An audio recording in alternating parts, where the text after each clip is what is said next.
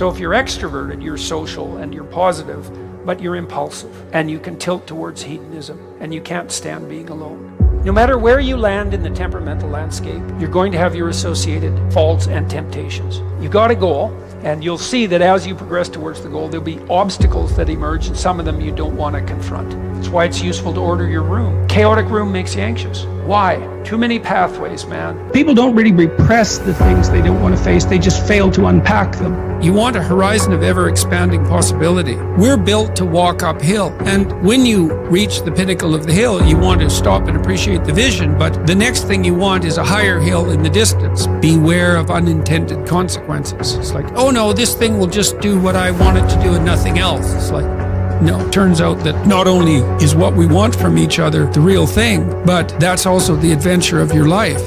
And so if you aren't truthful, and that means, unfortunately, especially at the beginning, when you start to be truthful, it means deeply coming to terms with your inadequacies in humility. So it's very painful. Without that, you don't have the adventure of your life. You have the role that you've acquiesced to, and that'll take all the meaning out of your life. It's good for you to go take your place in the world. Have some ambition, have a vision, have a goal, have a strategy. Try to be a good person, not because it's your duty precisely, because that's the proper way to live. You sit on the bed and say, okay, man, I'm ready to learn something. What's one thing I'm doing wrong, that I know I'm doing wrong, that I could fix? You meditate on that, you'll get an answer. You grow in proportion to the weight you take on voluntarily. And it's also true that we have no idea what the upper limit to that is.